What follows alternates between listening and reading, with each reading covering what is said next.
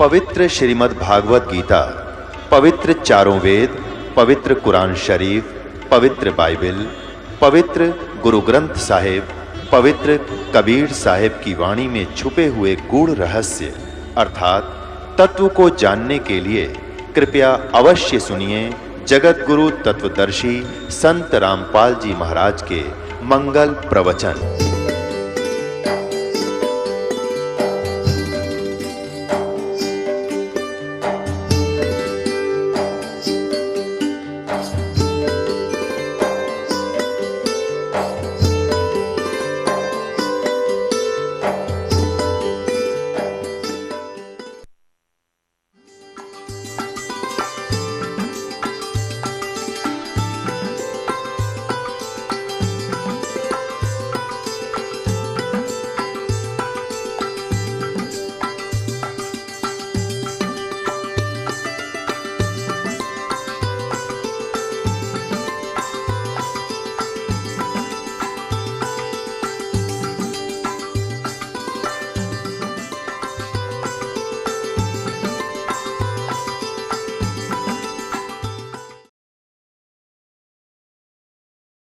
ये राधा स्वामी पंथ सबसे पहले कबीर जी की वाणी को आधार मानता है,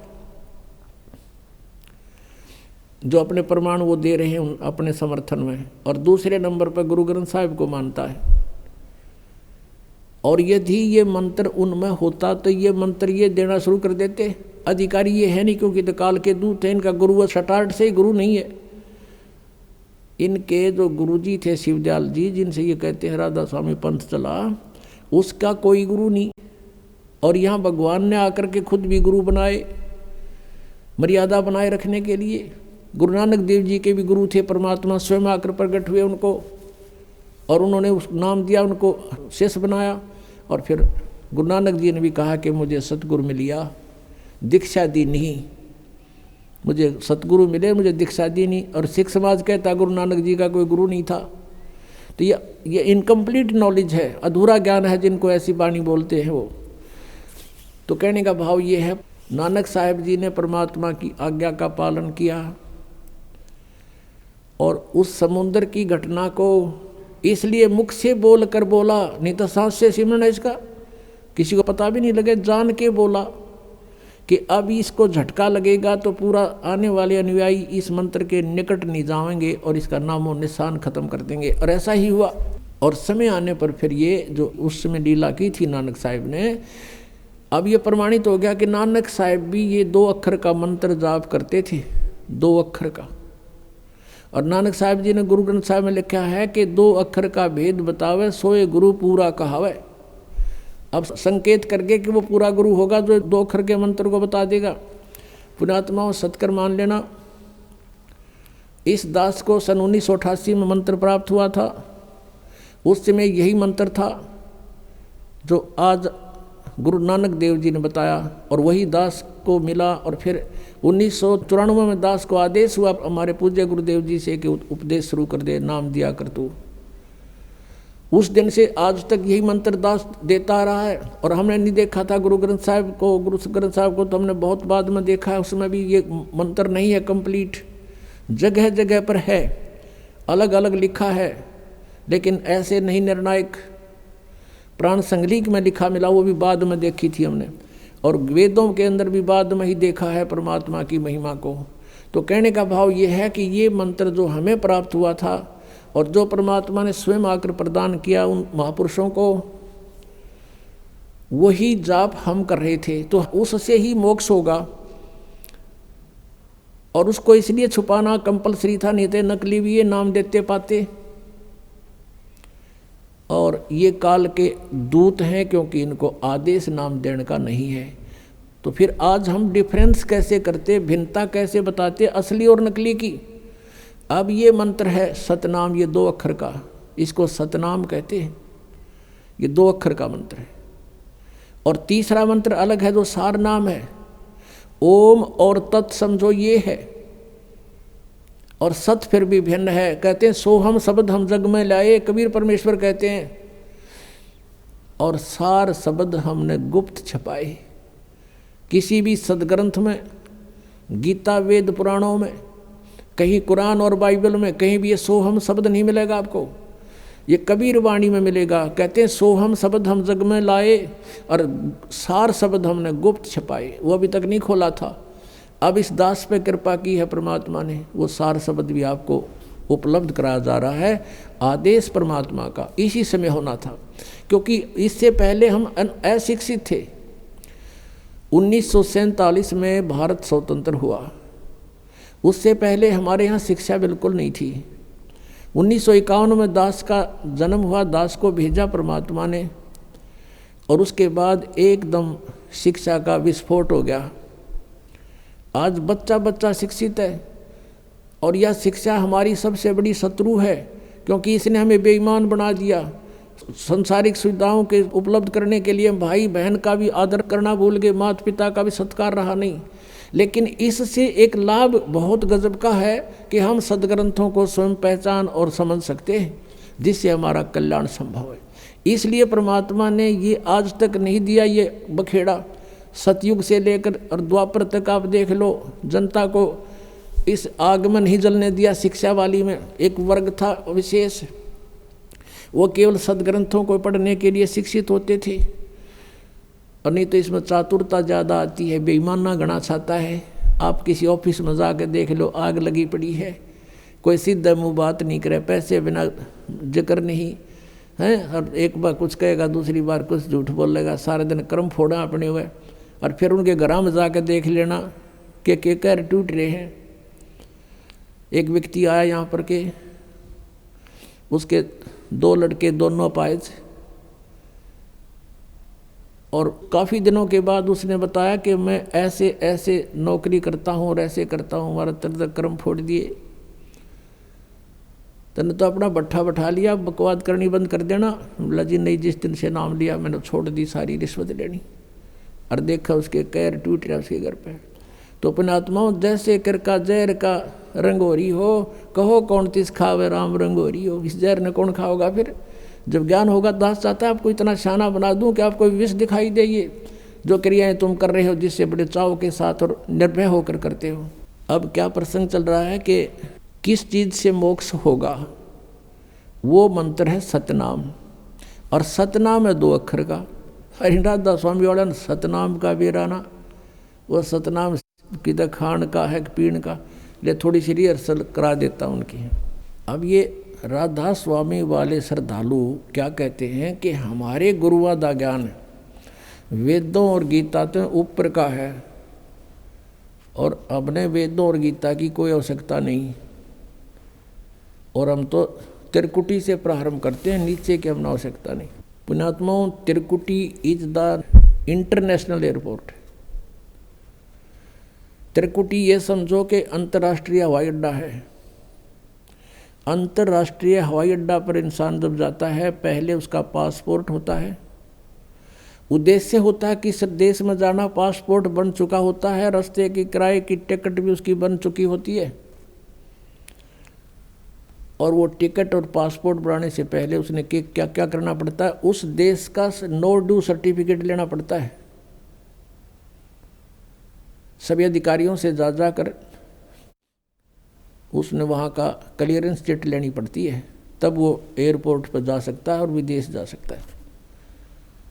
अब हमारे शरीर के अंदर जो है, ये हमारा शरीर है, इसके अंदर हमारे आत्मा है, जीव है, और इसके बैकबोन जो रीढ़ की हड्डी है, इसके अंदर की तरफ कमल बने हुए हैं। जहाँ ये ख़त्म होती है रीढ़ की हड्डी नीचे गुदा के पास, इससे 2 उंगल ऊपर अंदर की तरफ मूल कमल है, गणेश जी का वास है। और उससे ऊपर 2 उंगल ऊपर सावित्री ब्रह्मा जी का वास है। एक अधिष्ठान चक्र बोलते हैं उसको, यानी स्वाधिष्ठान, स्वाद चक्र लिखा अग्र संतों ने। उससे फिर नाभि जो सुंडी है हमारी, नाभि के पीछे रीढ़ की हड्डी के साथ में एक नाभि कमल है, विष्णु और लक्ष्मी जी का उस पर आधिपत्य है। और हृदय कमल, ये हृदय हार्ट नहीं, हृदय माने बीच का, यानी दोनों सतनों के बीच में, यहाँ पर बैक साइड में रीढ़ की हड्डी के अंदर की तरफ, बैकबोन के अंदर, तो वहाँ एक 16 कमल की पत्तियों का, यानी वो एक चक्र है, इसमें शिव और पार्वती का स्थान है। फिर यहाँ कंठ कमल में, यहाँ नहीं, इसके सामने बैक में, यहाँ पर जहाँ से रीढ़ हड्डी की हड्डी थोड़ा सा बैंड होती है, ये 12 पंखड़ियों का कमल है यहाँ पर। इसका शिव और पार्वती का 12 पंखड़ियों का है, और दुर्गा का जो है वो 16 पंखड़ियों का एक कमल जैसे आकार की आंतड़ी सी बनी है, कमल के पत्तों के आकार की। तो ऐसे इन प्रधानों के ऑफिस कार्यालय है हमारे शरीर में। आत्मा चलेगी जब हृदय कमल से, हृदय कमल में इसका भी वास है, क्योंकि एक स्थान पर हर तरह की व्यवस्था होती है। तो ऐसा पूरे ब्रह्मांड का चित्र, जैसे टेलीविज़न होता है ना, टेलीविज़न उसमें चैनल लगे हैं, ऐसे शरीर में चैनल है। उस चैनल में कार्यक्रम, जिस भी चैनल को ऑन करोगे वो होता कहीं और है, कार्यक्रम दृष्टिगोचर होता है यहाँ पर। ऐसे ये है। तो हमने जब यहाँ से चलेंगे तो मूल कमल से स्टार्ट होगा हमारा नोड्यू सर्टिफिकेट लेना। तो हम ये आपको मंत्र देते हैं, इनसे यहाँ का ऋण जो इन प्रधानों का आपका सब समाप्त हुआ मिलेगा, और आपका नोड्यू सर्टिफिकेट बना बनाया तैयार पाओगे इनके पास। और फिर आओगे आप त्रिकुटी पर, वहाँ पर इस 2 अक्षर के मंत्र का जाप की कमाई आपके काम आवेगी। इनके पास अक्षर तो एक भी कोई ना, 5 काल के। और बात करें त्रिकुटी पर जान की, इन त्रिकुटी तो ऐसी बना रखी जैसे बरवाले का बस स्टैंड हो, कोई पहुँच जा, पैदल जाओ चाहे रिक्शा में बैठ के। बालकों का खेल नहीं है वहाँ त्रिकुटी तक पहुँचना। और इस मंत्र से और इस परमात्मा की शरण से ये बिल्कुल आसान है वहाँ जाना। और इनका ज्ञान दिखाते हैं जो वेदों से भी ऊपर का ज्ञान बताते हैं। देखिएगा, सारवचन राधा स्वामी वार्तिक, राधा स्वामी सत्संग व्यास से प्रकाशित। ये है सारवचन वार्तिक। प्रकाशक हैं जगदीश चंद्र सेठी, सेक्रेटरी राधा स्वामी सत्संग व्यास, डेरा बाबा जयमल सिंह, पंजाब। 2003 में 16वां संस्करण छपा इसका। और ये इसके printed in India by Lakshmi offset printers, Delhi, इतने का। ये भूमिका है इनकी यहाँ पर। इस भूमिका में स्पष्ट लिखा है कि सारवचन राधा स्वामी वार्तिक आजूर स्वामी जी यानी शिवदयाल जी के महाराज के वचनों का संग्रह है। ये वचन सत्संगों तथा अन्य चर्चाओं के दौरान सत्संगियों ने नोट किए थे। स्वामी जी महाराज के परम धाम सिधारने के कुछ वर्ष बाद इनका संग्रह करके पुस्तक रूप में छपवाया गया था। सन 1902 में, ओहो आज 1911 हो गया, आज 2011 है, 109 वर्ष हो गए इस अज्ञान को पढ़ते पढ़ते। 1902 में बाबा जयमल सिंह जी महाराज ने सारवचन राधा स्वामी वार्तिक को पहली बार गुरमुखी लिपि में छपवाया। प्रस्तुत पुस्तक उसी प्रथम गुरुमुखी संस्करण के अनुसार है और अभी इसका हिंदी संस्करण प्रकाशित किया जा रहा है। 1902 में तो पंजाबी में छपा और उससे पहले एक छिपी हुई थी और उससे फिर ये हिंदी में बनाई गई। अब कौन थे वो परम धनी जिसने इस पुस्तक में वचन बोले हैं? स्वामी जी महाराज का शुभ नाम सेठ शिवदयाल सिंह जी था। आपने 25 अगस्त 1818 में आगरा शहर में जन्म लिया। आपके पिताजी का नाम सेठ दिलवाली सिंह जी था तथा माताजी का नाम महामाया जी था। आपके पूर्वज पंजाब के रहने वाले थे तथा घर में गुरु ग्रंथ साहिब का पाठ किया जाता था। देखा, अगर इनका ये हाथ लग जाते तो ये मंत्र भी देते पाते। आपके माता पिता हाथरस के प्रसिद्ध संत तुलसी साहिब के भगत थे। स्वामी जी महाराज ने भी तुलसी साहिब जी की काफ़ी संगति की थी। जो ये लेखक है इस पुस्तक का, शिवदयाल जी राधा स्वामी पंथ का प्रवर्तक है, उसने भी तुलसीदास हाथरस वाले के वचन सुन रखे थे। बचपन से स्वामी जी महाराज का रुझान अध्यात्म की ओर था। आपने एक कमरे में बैठकर 17 वर्ष सुरत शब्द योग का अभ्यास किया। ये प्रमाण तलें गुरु नानक साहिब की वाणी के। राप डले डोए हठ योग करा, 17 वर्ष तक सूरत शब्द योग का अभ्यास किया। और सन 1961 में बसंत पंचमी के दिन खुले तौर पर आम सत्संग और सूरत शब्द योग का उपदेश शुरू किया। ये और आगे फिर गंध फैलाया इन्होंने। अब इसके देखिएगा, राधा स्वामी दयाल की दया, इसी पुस्तक में चल रहे हैं हम। खुलासा हजूर उपदेश हजूर राधा स्वामी साहब का। अब शिवदयाल जी को राधा स्वामी कहने लग गए हैं। वचन यहाँ से शुरू होता है, ये जगत नाशवान है, ये दफ़ा, ये गीता जैसे श्लोक है इनके, ये मंत्र संख्या। दफ़ा 1 में क्या लिखा है कि सिर्फ काम इतना है कि इंसान यानी मनुष्य अपनी सूरत यानी रूह को उसके खजाने और निकास यानी मुकाम सतनाम और राधा स्वामी में पहुँचावे। अब सतनाम को मुकाम माने स्थान बताया, सतनाम को, और राधा स्वामी को भी सतनाम बताया है। अब तीसरे में क्या लिखा वचन में, जितने आचार्य और महात्मा और अवतार और पैगंबर हर एक मजहब में हुए हैं, वे सब अपने अभ्यास के जोर से अंतर की तरफ मुकाम असली को चले। ये न कहूँ नवी नए डले डोए थे, नहीं, ये यहाँ गलत बोल रहे हैं। अच्छा चलो फिर कोई बिरला संत मंजिल 8वीं यानी राधा स्वामी पर, ये कहें सिर्फ संत मंजिल 5वीं यानी सतनाम पर। यहाँ सतनाम मंजिल है, यहाँ सतनाम मंजिल और पीछे मुकाम, मंजिल कहो मुकाम कहो स्थान कहो एक ही बात है। अच्छा अब यहाँ आ जाते हम, अब वचन नंबर 4 इनका देखो 15 पृष्ठ पे, ये है सार वचन वार्तिक भाग 1 पढ़ रहे हम। इसके 4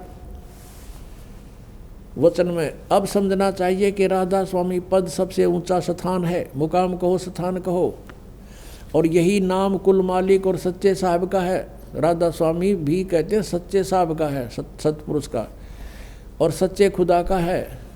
और इस मुकाम से यानी राधा स्वामी स्थान से 2 मुकाम, राधा स्वामी स्थान से 2 स्थान नीचे सतनाम का मुकाम है। अब सतनाम को ये स्थान बताते आ रहे हैं, ये देखो पीछे यहाँ तीसरे वचन में क्या कहा है कि सिर्फ संत मंजिल 5वीं यानी सतनाम में पहुँचे, सतनाम स्थान हुआ। और एक वचन में देखो काम इतना है इंसान यानी अपनी सूरत को यानी रूह को उसके खजाने और निकास यानी मुकाम सतनाम, मुकाम माने स्थान, स्थान सतनाम। अब फिर आते हम 4 नंबर पे, 15 नंबर पृष्ठ पे 4 वचन पे कहते हैं, अब समझना चाहिए कि राधा स्वामी पद सबसे ऊंचा स्थान है, और यही नाम कुल मालिक और सच्चे साहिब और सच्चे खुदा का है। और इस मुकाम से यानी राधा स्वामी स्थान से 2 स्थान नीचे सतनाम का मुकाम है। सतनाम का स्थान है, स्थान का स्थान है। सतनाम को इन्होंने क्या बोला पहले, मंजिल मुकाम, ये मुकाम का मुकाम।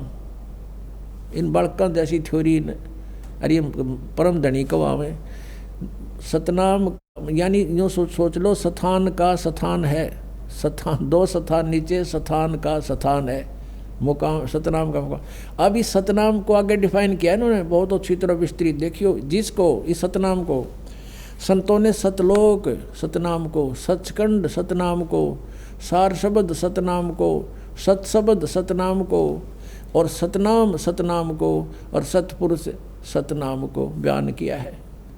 वारे वेद से भी ऊपर ज्ञान वाले हो, तोड़ पाट दिया इन्हें तो।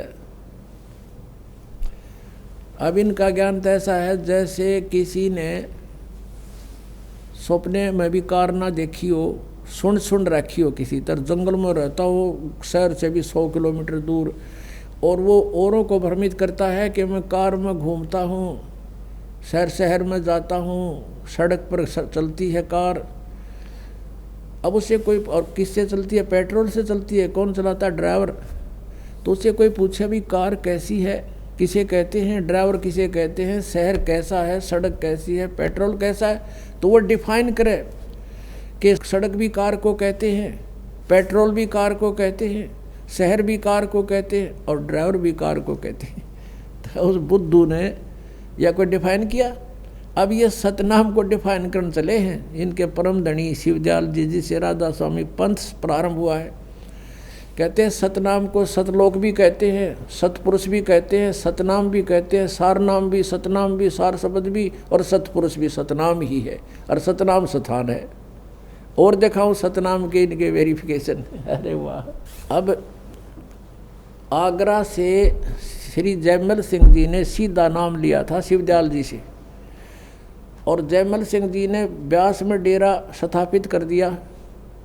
उसके तुरंत उत्तराधिकारी बने सावण सिंह जी, और सावण सिंह जी से ही एक बलोचिस्तानी सामस्ताना। पुण्यात्माओं, इनकी जन्मपत्री जब तक आप नहीं समझोगे तब तक आपका समझ में नहीं आओ तुम कहाँ खड़े हो, किसकी ओट लिए बैठे हो। तो इनकी जीवनी जन्मपत्री बतानी आवश्यक होगी है। सावण सिंह जी से उपदेश लिया किसने? बलोचिस्तानी सामस्ताना खेमामल सिंह जी ने, और उसने सच्चा सौदा सिरसा में स्थापना कर दी। ये समझ लेना शिवदाल जी के विचार उनके पास है, नथिंग एल्स। समझदार को संकेत बहुत होता है, और इतनी दुनिया को जोड़ के बैठ के वो कहाँ ले जाएंगे? उनको कर्म बिगाड़ रहे हैं वो अपना भी, और उनको भी बर्बाद कर दिया। इनका ज्ञान ऐसा है, ये ध्यान कहाँ लगाएंगे, कहाँ जाएंगे? अब सावण सिंह जी के विचार सुनाता हूँ सतनाम के विषय में, देखिएगा। ये है संत मत प्रकाश और भाग 3। इन दुनिया भर की पुस्तक गढ़ दी, सारी निरी बकवाद भर रखी है। इसके 102 पृष्ठ पर संत मत प्रकाश भाग 3 हजूर बाबा सावन जी के सत्संगों का संग्रह राधा स्वामी व्यास से प्रकाशित है। प्रकाशक हैं जगदीश चंद्र सेठी, सेक्रेटरी राधा स्वामी सत्संग व्यास, डेरा बाबा जयमल सिंह। 2007 में लेटेस्ट संस्करण है ये, और printed by in India by Gopson papers limited. इसके 102 पृष्ठ पे इन्होंने सतनाम को डिफाइन किया, देखना 102 पृष्ठ पे है। ये संत मत भाग प्रकाश के भाग 3। अब कहते हैं सचखंड या सतनाम चौथा लोक है। सचखंड कहो चाहे सतनाम चौथा लोक है, ठीक है। और ये सभी के अंदर है, ये सतनाम चौथा लोक आपके अंदर है। अच्छा, अब हम आपको दिखाते हैं इसी के 107 पृष्ठ पर ये क्या बोलते हैं। 107 पृष्ठ पर देखना इस सतनाम को आगे क्या डिफाइन किया है। 106 से शुरू करेंगे। वही सत्संगी हजूर जहाँ राम नाम का जस महिमा होता हो। महाराज जी ने कहा कि सावण सिंह जी कह रहे कौन से राम का? सत्संगी ने कहा क्या राम बहुत सारे हैं। महाराज जी बोले सावण सिंह जी 4 राम हैं, आपका इशारा कौन से राम की तरफ है? अब 107 पृष्ठ पे ये संत मत भाग 3 ही है। वही सत्संगी हजूर चारों राम खोल कर बताइए। महाराज जी सावण सिंह जी लगे डिफाइन करने, जो सच्चा सौदा सिरसाड़ा के भी गुरु जी हैं। एक राम दशरथ घर डोला है, एक राम घट घट में बोला है, एक राम का सकल पसारा, एक राम त्रिभुवन से न्यारा। अब देखियो, पहला राम राजा दशरथ के बेटे जो त्रेता युग में हुए अवतार थे, आए और अपनी ड्यूटी अदा करके चले गए, लेकिन अब हम उन्हें नहीं मिल सकते, हमारा काम नहीं कर सकते। दूसरा राम मन है जो घट घट में व्यापक है। तीसरा राम ब्रह्म है जो सारी त्रिलोकी को पैदा करता है, पालता और नाश करता है। चौथा राम सतनाम है, और यो असली राम है। वाह रे, ये भी मेरे ख्याल में कि भांग भूंग पीवे थे। अब चौथा राम सतनाम है और यो असली राम है। इन कई सतनाम में ना समझ वालिया सांग के है, और ये पार होंगे। परमात्मा क्या बताते हैं? मोती मुक्ता दर्शत नाही, ये जग है सब अंदरे, दिखत के तो नैण चश्म इनका फेरा मोतिया बंदरे। इनका मोतिया बंद हो रहा था, इन कह का नहीं पता था। अब देखो गुरु ग्रंथ साहिब के कितने अच्छे रेफरेंस ले रखे इन्होंने, सावण सिंह जी ने।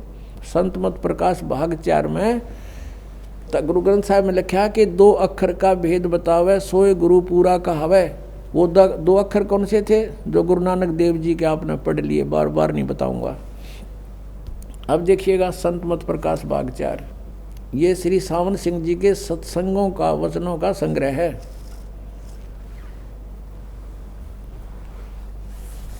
और ये इनके गीता के से वर्ड हैं। गीता जैसे कति आज तक 150 वर्ष से चल रहे हैं, इनके सैकड़ों वर्षों से। और ये देखो इनका कौन है? प्रकाशक हैं संत मत भाग 4 महाराज सावन सिंह जी। प्रकाशक सेवा सिंह, सेक्रेटरी राधा स्वामी सत्संग व्यास, डेरा बाबा जयमल सिंह, जिला अमृतसर। और ये पहली बार 2002 तक 10वीं बार छप चुके हैं 2010 तक, और 15,000 यानी 60-70 हज़ार तो ये यहाँ तक छप चुकी हैं। मुद्रक है Sartaj printing press, Tanda road, Joshi state, Jalandhar से।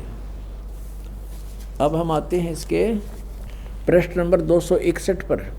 यहाँ सावण सिंह जी अक्सर रूप निखरती चाली छोड़ दिया अब देश बेगाना, ये है अमृतवाणी शिवदयाल की। और खोलन चला है सावण सिंह। देखना, यह संसार सर है और जो अक्षर है वह ब्रह्म है और नी अक्षर पार ब्रह्म है। जब यह संसार बना हम इस महल दुनिया में गुजारा करते आ रहे हैं, किंतु अब गुरु की कृपा से आत्मा इस महल को छोड़कर सतलोक को जा रही है। गुरु ग्रंथ साहिब में बड़े गहरे और गुप्त रहस्य हैं। गुरु ग्रंथ साहिब का रेफरेंस दे रहे हैं। ये एक स्थान पर आता है 52 अक्षर लोक तरह सब है कुछ इनके माही, ये अक्षर खिर जाएंगे वो अक्षर इनमें नाही। यानी इसका संकेत तो गुरु ग्रंथ साहिब में नानक जी की वाणी का है कि वो असली मंत्र इन वेदों में को नहीं, और वो अभी तक उनमें नहीं लिखा गया, क्योंकि उस समय आदरणीय कबीर परमेश्वर जी की, पूज्य कबीर परमेश्वर जी की वाणी भी लिखी नहीं गई थी जब गुरु ग्रंथ साहिब के नानक साहब ने वाणी बोली थी। 52 अक्षर संस्कृत भाषा के हैं, शायद ही कोई ऐसी भाषा हो। इसको अनुवाद कर रहे हैं ये सावण सिंह जी, जिसके 52 अक्षर हों। इस संसार का सारा मामला 52 अक्षरों में आ जाता है। पिंड अंड का हाल तो 52 अक्षरों में आ गया। आगे 2 अक्षर और हैं, 2 अक्षर और हैं जो पार ब्रह्म हैं। वो 2 अक्षर यू खुद तो कह रहा है पार ब्रह्म है। इसके विषय में ग्रंथ साहिब में लिखा है कि सोई गुरु पूरा कहावे, 2 अक्षर का भेद बतावे, और एक छुड़ावे एक लखावे तो प्राणी निज घर को पावे। फिर कहते हैं जे तू पढ़िया पंडित बिना 2 अक्षर 2 नामा, 2 अक्षर 2 नाम है, 2 अक्षर के 2 नाम है वह। और पर्णवत नानक एक लंघाए जे कर सच समावा। ये गुरु ग्रंथ साहिब के इस पन्ने पर अंकित है। गुरु ग्रंथ साहिब में लिखा है कि सोई गुरु पूरा कहावे, 2 अक्षर का भेद बतावे। हरि ये क्या भेद बताओगा इसका देखना। यदि तुम गुणी हो ज्ञानी, इसका अनुवाद करेंगे। यदि तुम गुणी हो ज्ञानी हो तो वे अक्षर बताओ, वे अक्षर पार ब्रह्म है। आप प्रश्न करें, आप उत्तर दे रहे हैं सावण सिंह जी, वो तो पार ब्रह्म है। 2 अक्षर, एक अक्षर ने दुनिया बनाई और एक अक्षर ने सतलोक बनाया। वाह रे वाह। और यही कबीर साहब कहते हैं, कह कबीर अक्षर 2 भाख और होगा खसम तलेगा राख। अब ये गुरु ग्रंथ साहिब में कबीर साहब की वाणी लिखी है 329 पृष्ठ पे। कह रहे हैं कबीर साहब कहते हैं, कह कबीर 2 अक्षर भाख, भाख माने बोल के सुना, और ये नौके आगे पाओगे पार ब्रह्म है। वो अक्षर है पार ब्रह्म पाओगे। आगे 2 अक्षर और हैं जो पार ब्रह्म है, वो मेरे पास से मिलेंगे इन्हें।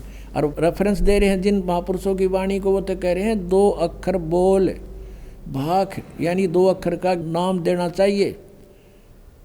और होगा खसम तलेगा राख, यानी इस नाम के देने का अधिकारी कोई संत होगा तो आगे रक्षा होगी। गुरु नानक साहिब जी कहते हैं, एक अक्षर हर मन बसै नानक होत निहाल। एक अक्षर और है जो सार नाम है, वो तीसरा मंत्र है। इसकी तरफ संकेत है। इन संतों महापुरुषों की वाणी, भगवान की वाणी सही है, लेकिन ये समझ नहीं सके। एक स्थान पर फिर गुरु साहिब कहते हैं, वेद कतेब सिमरत सब शासत, इन पढ़्या मुक्त ना होई। एक अक्षर जो गुरुमुख जापे तिसकी निर्मल होई। अब गुरु ग्रंथ साहिब के इस 747 पृष्ठ पर न्यू लिखा है कि उस अक्षर का जाप करना गुरुमुख ने, यानी गुरु धारण करके गुरुमुख होकर के फिर उसका जाप करना है। ये नो के पार ब्रह्म मिलेंगे। ये देखो, वह अक्षर आपके अंदर है और पार ब्रह्म जाकर मिलेगा। ये अनुवाद करे सावण सिंह। अब वाणी क्या कह रही है गुरु ग्रंथ साहिब की कि एक अक्षर जो गुरुमुख जापे, ये तो जाप करना है गुरुमुख होकर, गुरु जी का शिष्य बनकर, कोई परम संत बनाकर। और ये कह रहा है ये वह अक्षर आपके अंदर है, मेरे पास से मिलेगा। और पार ब्रह्म जाकर मिलेगा वो जब भूत बन देंगे।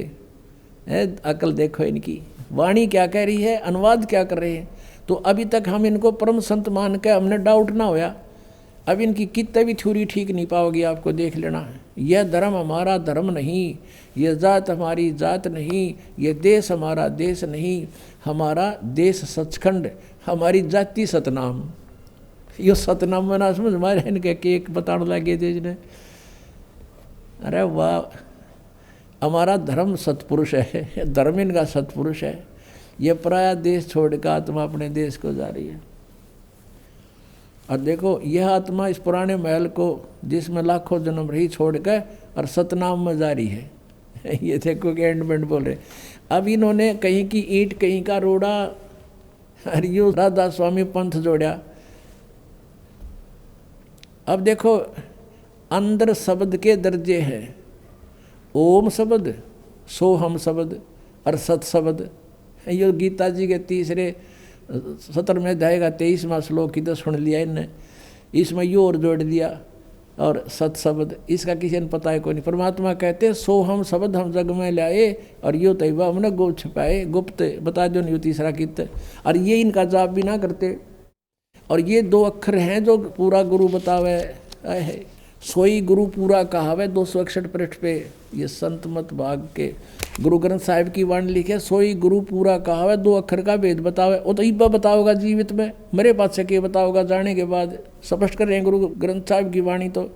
और एक छुड़ावे एक लखावे, ओम का जाप करेंगे काल से छुटवाएगा। और दूसरा मंत्र है वो हमें सतलोक भौर गुफा तक ले जाएगा। वो मंत्र आगे पहुंचा नहीं सकता जब तक सार नाम नहीं होगा। वो वहाँ से दर्शन हो सकते हैं, वो सतलोक है, लेकिन जा नहीं सकते। बीच में पारदर्शक एक बहुत बड़ा सीमा है बना रखी है परमात्मा ने। तो वो एक मंत्र है, वो अलग से मिलेगा। एक छुड़ावे एक लखावे, उन 2 अक्षर में तो बता रखे है। तो पुण्यात्माओं अब और दिखाते हैं इनके विषय में क्या कहा भगवान ने। बेखों के लश्कर फेरे ये बाणी चोर कठोरे, सतगुरु धाम न जावेंगे ये 84 के डोरे। संतों की वाणी को चुरा कर पंथ जोड़ कर बैठ गए ने। कह का नहीं पता महापुरुषों की वाणी क्या कह रही है, ये खुद उपदेश क्या दे रहे हैं। कहाँ वो 5 नाम, 5 नाम वो नहीं है। गुरु ग्रंथ साहब में 5 नामों का भी जिक्र है, और उन 5 नामों से मोक्ष नहीं है। वो 5 वो नहीं है, निरंकार ओंकार ये कहीं नहीं लिखा गुरु ग्रंथ साहिब में। वो 5 नाम अलग हैं, 5 प्रधानों के हैं। इन 5 प्रधानों के जो आपको दिए जाते हैं। अब यो तो आपने देख लिया, मोती मुक्ता दर्शत नाही ये जग है सब अंदरे, दिखत के तु नैन चश्म इनका फेरा मोतिया बंदरे। ये संत कमावे थे और गुरु ग्रंथ साहिब की वाणी को उल्टा पाठ पढ़ावे थे। अब देखना इन्हीं के कर कमलों से अब क्या बताते हैं। ये खुद प्रकरण दे रहे हैं एक जगह, अभी दिखाते हैं आपको कि एक इंदुमती रानी थी, उसके गुरु कबीर जी थे। और कबीर जी, इनका सिद्धांत क्या है राधा स्वामी वालों का, कि भगवान ऊपर सतलोक में सतपुरुष निराकार है, वहाँ केवल प्रकाश ही प्रकाश है। और यहाँ से मुक्त हुई आत्मा उस सतलोक के प्रकाश में यानी परमात्मा में ऐसे लीन हो जाती है जैसे बूंद समुद्र में, यानी वहाँ कोई अलग अस्तित्व नहीं रहता जीव का। इनका अपना विधान तय यो है। वास्तविकता क्या है वो भी प्रकट दिखाऊं इन्हीं के कर कमलों से। अंधों के, अंधा मीन तत्व ज्ञानहीन नेत्रहीन थे ये। अब देखना 264 पृष्ठ पे इसी संत मत भाग 4 के और पृष्ठ नंबर 264 पे सत्संगी ने सावण सिंह जी से पूछा, हजूर संतों की पदवी कहाँ तक है। सावण सिंह जी महाराज जी कहते हैं, हमारी इतनी बुद्धि और अकल नहीं कि हम संतों की पदवी को समझ सकें। फिर भी सुनो, रानी इंदुमती कबीर साहब के समय में हुई थी।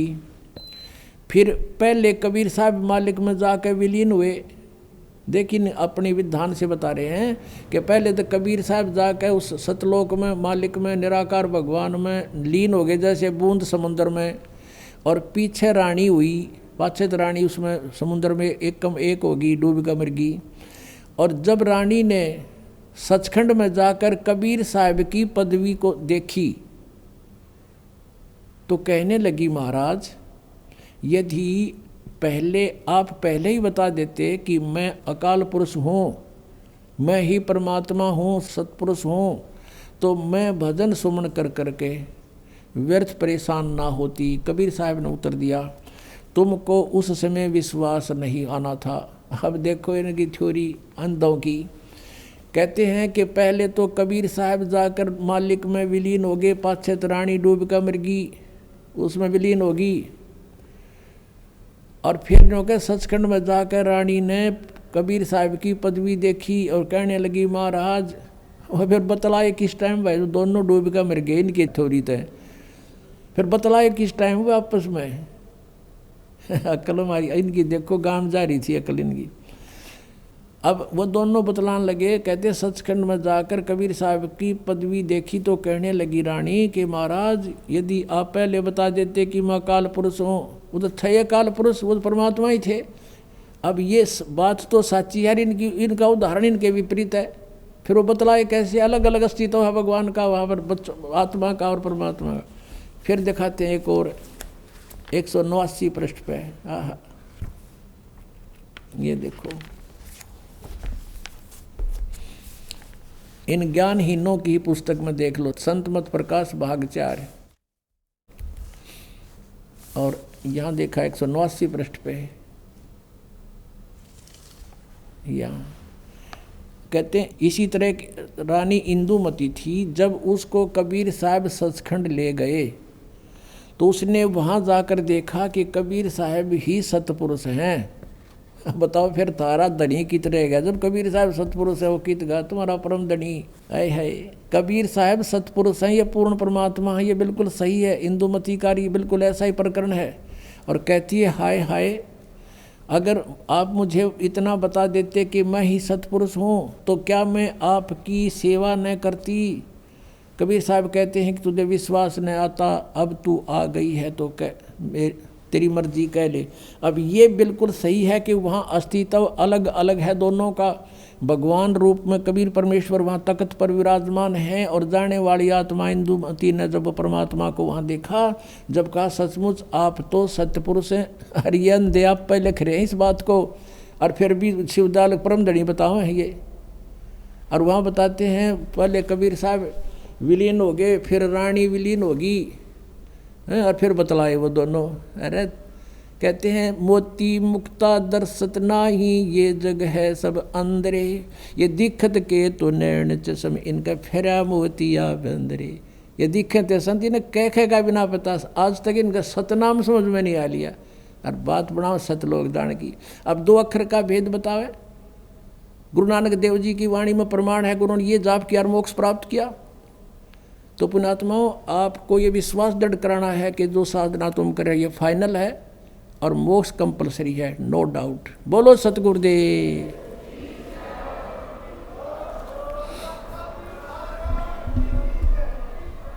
परम पिता परमेश्वर पूर्ण ब्रह्म कबीर देव जी, कबीर परमेश्वर जी की असीम कृपा से आप पुण्यात्माओं को ये सत्संग सुनने को प्राप्त हुआ। सत्संग में आने से प्राणी को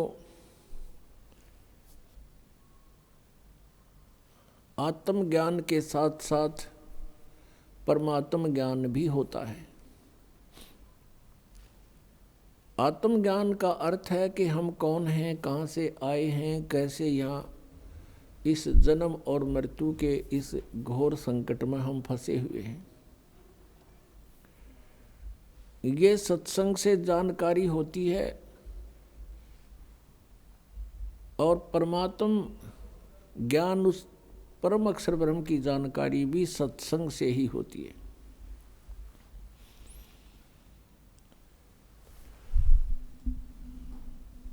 सत्संग का मिलना बहुत ही दुर्लभ है,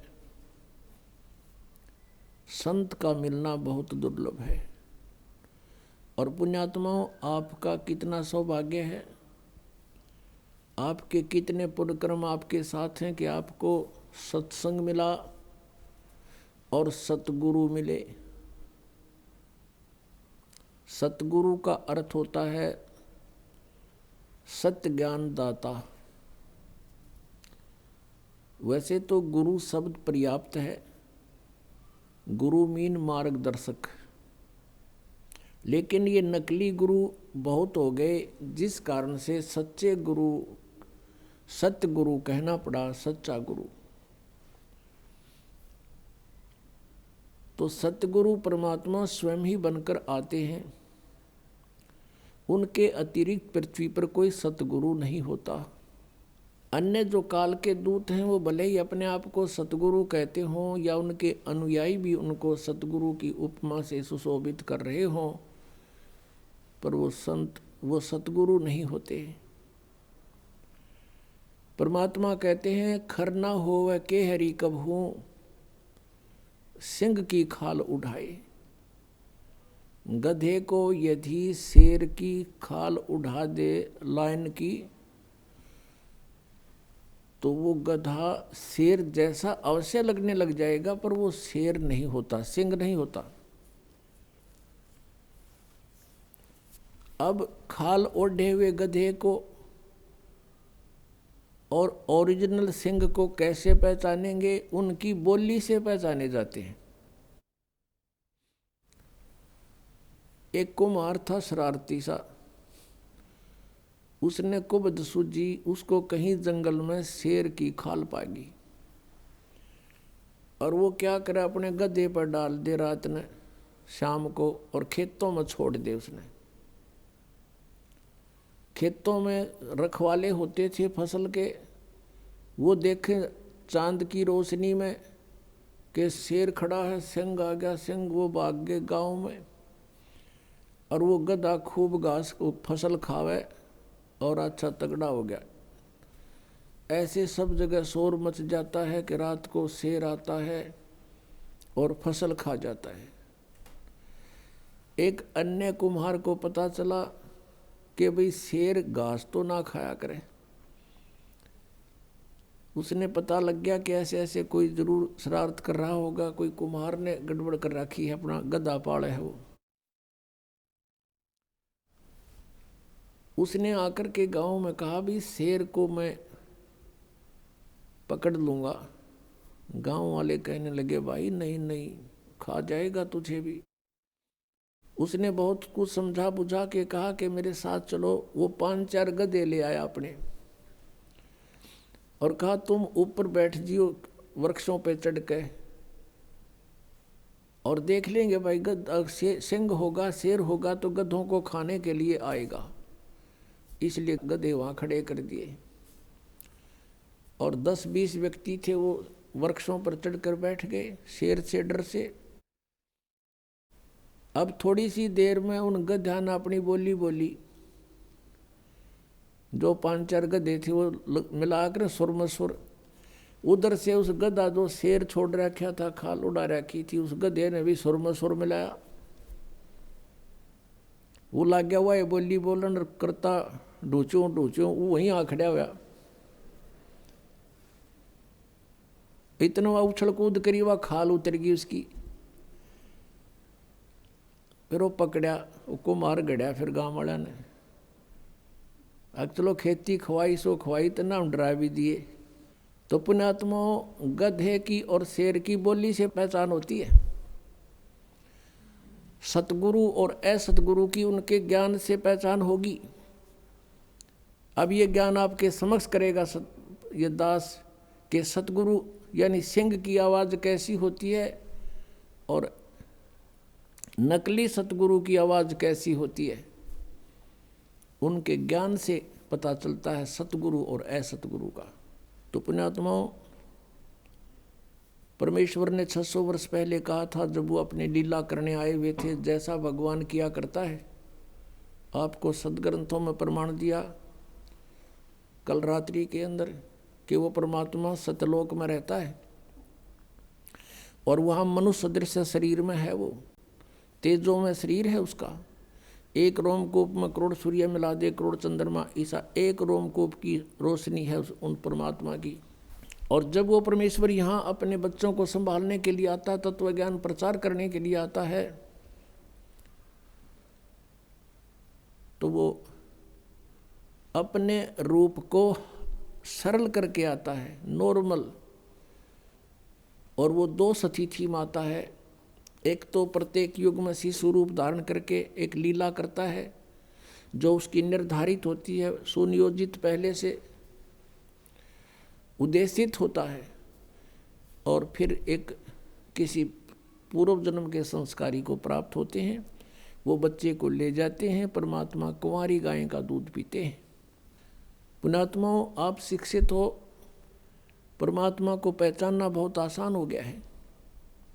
हम अभी तक भगवान को पहचान नहीं पा रहे थे और हम अपने सदग्रंथों को सत्य भी मानते थे, और जिस भी संत या ऋषि ने सदग्रंथों के आधार से हमें ये बताया कि ऐसा पुराण में ऐसा लिखा, शिव पुराण में ऐसा, विष्णु पुराण में ऐसा, मार्कंडेय पुराण में ऐसा, देवी पुराण में ऐसा और वेदों में ऐसा, तो हमने सत्य मान लिया कि ये संस्कृत के ज्ञाता हैं, इन्होंने सदग्रंथों को ठीक समझा होगा। तो उन्होंने हमें क्या बता दिया कि श्री ब्रह्मा जी, श्री विष्णु जी, श्री शिव जी ये सुप्रीम पावर हैं, अजरो अमर हैं, इनके कोई माता पिता नहीं है। तो हमने कोई डाउट नहीं हुआ, क्योंकि हम विद्यार्थी हैं और जिनको हम गुरु मानते थे, अब विद्यार्थी गुरु के किसी वचन में दोष निकालता है तो विद्यार्थी ठीक नहीं। फिर विद्यार्थी कहाँ का, वो तो जिज्ञासु गया था, जैसा टीचर पढ़ाएगा वो ग्रहण करेगा। अभी तक हमारे साथ ऐसा बना रहा कि नकली गुरुओं ने जो भी लोक वेद सुनाया हमने सच्चा मान लिया, सत्य माना, और वो आज तक वो बिजली गिरी रही हमारे ऊपर। हम शास्त्र विरुद्ध ज्ञान ग्रहण किए हुए थे, शास्त्र विरुद्ध सारी साधनाएं करते रहे और हमारे सारे पूर्वज भूत बन गए। फिर उनके श्राद्ध निकलवाए। यदि साधना ही ठीक होती तो भूत बनने की आवश्यकता ही नहीं थी, और प्रेत बनने के बाद फिर वो खावेगा कि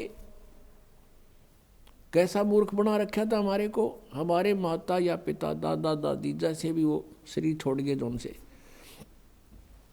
जब वो जीवित थे दिन में 3-3 बार आहार करते थे प्रतिदिन, और फिर 364 में थे, एक दिन उसकी तृप्ति के लिए श्राद्ध निकाल दिया और को पेट भर छका दिया वो नकली गुरु। तो 364 दिन वो क्या खाएंगे आपके पितर? कैसा मूर्ख बना रखा था हमारे को। या तो फिर डेली छकाओ, उसने जो गुरुजी ने कहा मैं उसका भोजन भेज दूंगा वहाँ पर। तो इस तरह की जो गलत धारणाएं थी परमात्मा ने आकर सेट करी। एक समय परमेश्वर कबीर जी काशी में गंगा घाट पर चले गए। वहाँ उन्होंने क्या देखा कि कुछ ब्राह्मण वर्ग या कुछ उनके द्वारा भ्रमित व्यक्ति गंगा का पानी उठावें और लोटा भरें और गंगा में डालें सूर्य की तरफ मुंह करके। तो परमात्मा को मालूम था ये के फंड कर रहे हैं। परमात्मा कबीर जी गंगा में प्रवेश हुए, गोड्डों पानी में, घुटनों पानी से भी ज़्यादा, और वहाँ से ऐसे जल को पटरी से बाहर फेंकने लगे खूब जोर जोर से। अब उन पंडितों ने जो अपने पितराती पानी भेजे थे, जल चढ़ावे थे, सूर्य को जल दे थे, उन्होंने पूछा कि कबीर ये क्या कर रहा तू? परमात्मा बोले आप क्या कर रहे हो? उन पंडितों ने कहा कि हम तो अपने पितरों को गंगा जल अर्पित कर रहे हैं। परमात्मा ने बोला, पूछा कि क्या होगा इस अर्पित करने से, कि उनको स्वर्ग में जल प्राप्त होगा? परमात्मा बोले मैं भी यही कर रहा हूँ। मैंने अपनी कुटिया के पास एक बगीची लगा रखी है, उसमें सिंचाई कर रहा हूँ। फिर मंड गए परमात्मा न बोला, अरे वो पंडित जी कहते हैं अरे मूर्ख, ये जल तो यहाँ वहाँ कैसे पहुँचेगा, यहीं गिर रहा सारा, तेरी वहाँ कैसे जाएगा? जब परमात्मा बोले जब करोड़ों किलोमीटर तुम्हारे पितरा के पास पहुँच जाएगा, यहीं गिरेगा, तो मेरी बाड़ी में जाती हुई कि देर लगेगी, तो 2 किलोमीटर भी को नहीं। फिर उनकी बुद्धि ठिकाना आ गई। ने बोला रे भले आदमी हो, एक तो तुम कह रहे हो कि स्वर्ग में सारे सुख, और फिर वहाँ पानी का अभाव। थारी माथे में कितने न फूट गई, अकल कहाँ गई तुम्हारी? न्यों को न नरक में जा रहे हैं, नरक में कौन पीने देगा उन्हें गंगा जल? तो साधना गलत करने से, शास्त्र विरुद्ध साधना करने से वो सारे भूत बनवा दिए। गुणात्माओं, परमात्मा का पाना सबसे आसान है, लेकिन काल ने हमें गुमा गना दिया, भ्रमित कर दिया। इतने गलत साधनाएं सिर पर रखवा दी हमारे। परमात्मा कहते हैं गुरुआ गाम बिगाड़े संतो, गुरुआ गाम बिगाड़े। ऐसे कर्म जीव का ला दिए, ईब जड़े ना जाड़े। ऐसे क्रम लगा दिए भक्ति के, इबू न छोट छुटवा में तेनों के ना है, ये तो पुरानी लाग से। अब हमारे पूर्वजों को तो पता नहीं था और ना उनके गुरुओं को पता था। अब जैसा वो मार्गदर्शन करके बोले बाले, उनके अनुसार चल पड़े। पहले तो इसे बोले व्यक्ति थे, एक भोला सा किसान था, उसके लड़का उत्पन्न हुआ उसकी पत्नी के।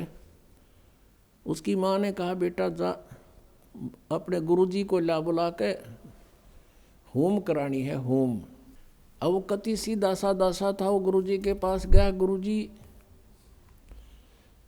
परमात्मा ने दया करी है, हमारे लड़का उत्पन्न हुआ है, मेरी माँ ने कहा है हमारा घूम कर दे, घूम।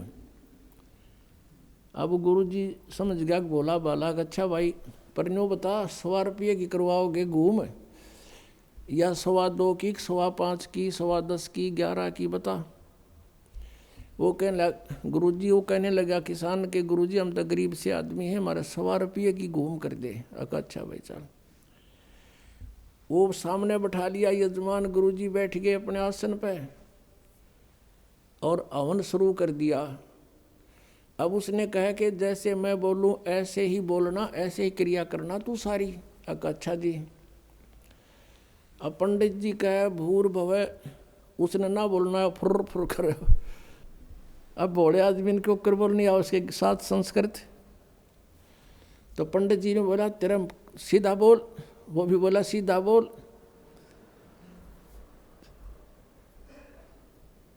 अब उस गुरुजी ने उसका थप्पड़ मारा, एक उसने दर दिया। आखिर में क्या हुआ, तो दोनों लिपटा हो गए। और किसान तगड़ा था, पंडित जी दाब लिया उसने नीचे। अब पंडित जी को ये समस्या भाई अभी के कुकर छोड़ है। फिर उसका ध्यान में आ गया कि तो जैसे तू कह रहा है ना ऐसे ही कर रहा है। उसने कहा छोड़ दे, बोला छोड़ दे।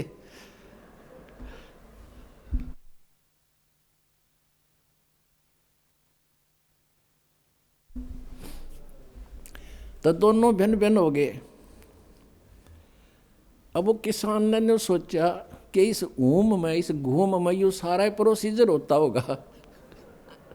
अब हमने ये बतावा हंसी, पहले हमारे गेलिया बुंडी बने रही थी नो की नो, बिना ज्ञान के ये हंडोड़ा बना रहे थे हमारा। जब उनके सांस से उतर लिए, जो किसान कहता बोला पंडित जी, बोला शुक्र है मेरा सौभाग्य था, मैंने 100 वाली करवा ली, जब 5.25 की करवा लूँ तो दोनों मरा हूँ आज। अब ये सारी सच्चाई है वैसे, क्योंकि अब तो हम समझदार हो गए, हमने पता लग गया कि मूर्खा टोल इकट्ठा हो रहा था, हमने मूर्ख बना रहे थे। तो परमेश्वर कबीर जी ने आके हमें ये तत्व ज्ञान पहले ही समझाने की चेष्टा की थी, लेकिन शिक्षा के अभाव से हम उन नकली गुरुओं को सतगुरु मानते रहे। उन ऋषियों को, महर्षियों को जो नकली थे, उनको हम सचमुच वेद ज्ञान दाता मानते रहे, जिस कारण से आज तक हम सफ़र कर रहे हैं, उसको आज तक हम भोग रहे हैं। तो पुण्यात्माओं, अब भी कुछ नहीं बिगड़ा है, क्योंकि ये तो असंख्य जन्म, अनगिन जन्मों का झंझट था, अब भी निमट जाएगा, कोई बड़ी बात नहीं। परमात्मा कबीर परमेश्वर जी हमें याद दिलाया करते थे उस समय कि तुम जो साधनाएं करते हो ये शास्त्र विरुद्ध है, और श्री ब्रह्मा, श्री विष्णु, श्री शिव जी ये नाशवान हैं, इनकी जन्म और मृत्यु होती है, ये अविनाशी नहीं है। इस बात से पहले तो हमारे जो श्रोता थे वह दुख मान्या करते, वो फिर जाकर कहते अपने गुरुओं को कि कबीर ऐसे बोलता है, वो कहता है ब्रह्मा विष्णु महेश नाशवान है, इनकी जन्म मृत्यु होती है, इनके माता पिता हैं। तो वो नकली गुरु कहा करते थे कि कबीर अशिक्षित है, ये झूठा है, ये क्या समझे हमारे पुराणों को, पवित्र पुराणों को। पवित्र पुराणों में सदग्रंथों में लिखा है जो हम बताते हैं वो सत्य है, कबीर झूठ बोलता है। पुण्यात्माओं, उस समय ये बात स्वीकार हो जाना सहज थी कि कबीर परमात्मा संस्कृत भाषा नहीं जानते, अक्षर ज्ञान नहीं था। लेकिन आज हम ये नहीं कह सकते कि उनको संस्कृत भाषा नहीं आती थी, वो तो सब भाषाओं के जानकार हैं, परम विद्वान हैं। वो चींटी और हाथी की भाषा भी समझते हैं, वो सब पक्षी और पशुओं की भी भाषा जानते हैं, पृथ्वी के सभी प्राणियों की भाषा समझते हैं। लेकिन हम परमात्मा को नहीं समझ सके, यह बात न्यों बिगड़ गई। अब आपको दिखाते हैं परमेश्वर कबीर जी ने जो सृष्टि रचना सुनाई थी, धर्मदास ये जग बोराना, कोई न जाने पद निर्वाणा, यही कारण मैं कथा पसारा, इन सब से कहिए वो राम नियारा। यही ज्ञान जग जीव सुनावो, सब जीवों का भरम नसावो। अब मैं तुमसे कहूँ चिताई, त्रिदेवन की उत्पत्ति भाई। तुम्हारे तीनों देवताओं की, रजगुण ब्रह्मा, सद्गुण विष्णु, तम गुण शिव जी का कैसे जन्म हुआ ये बताता हूँ। ज्ञानी सुने सो हृदय लगाई, मूर्ख सुने तो गम ना पाई। माँ अष्टंगी पिता निरंजन, ये जम दारुण वंशन अंजन। पहले कीन निरंजन राई, पीछे से माया उपजाई। माया रूप देख अति शोभा, देव निरंजन तन मन लोभा। निरंजन कीने भोग विलासा, माया को रही तब आशा। तीन पुत्र अष्टंगी जाए, ब्रह्मा विष्णु शिव नाम धराए। तीनों गुण का ये विस्तारा, धर्मदास मैं कहूँ पुकारा। तीन देव विस्तार चलावे है, इनमें यो जग धोखा खावे। आज से 600 वर्ष पहले परमात्मा ने अपनी अमृतवाणी में लिपिबद्ध करवा रखी ये ज्ञान। तो पुण्यात्माओं, अब पता चलेगा कौन था विद्वान और कौन है अविद्वान। एक संस्कृत भाषा के जान लेने से महर्षि नहीं बन सकता, शास्त्री तो कह सकते उसको, और वो विद्वान नहीं हो सकता।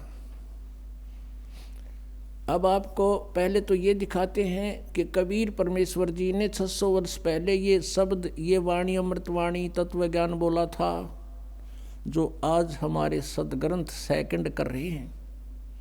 धर्मदास जी एक महान आत्मा हुए हैं, परमात्मा उनको आकर मिले थे अपने लीलावत स्वभाववश, जैसे लीला परमात्मा किया करता है। वेद बताते हैं, ऋग्वेद मंडल नंबर 9 सूक्त नंबर 86 का मंत्र 26 और 27 में कहा है कि परमात्मा अपने भक्तों के सब संकट दूर करता है, अपने रूप को सरल करके वहाँ से गति करके आता है। वो तीसरे मुक्ति धाम में रहता है, ध्रुवलोक के तीसरे पृष्ठ पर विराजमान है, यानी सतलोक में रहता है, और वहाँ से गति करके चल कर आता है, भक्तों को मिलता है, उनको ज्ञान उपदेश देता है, भक्ति का यथार्थ ज्ञान बताता है।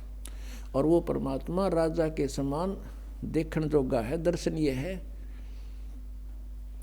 और वो अच्छी आत्माओं को आकर मिलता है। और परमात्मा कहते हैं चारों युग में संत पुकारे, कूक कहा हम हेल रे, हीरे माणक मोती बरस हैं ये जग चुगता ढेल रे।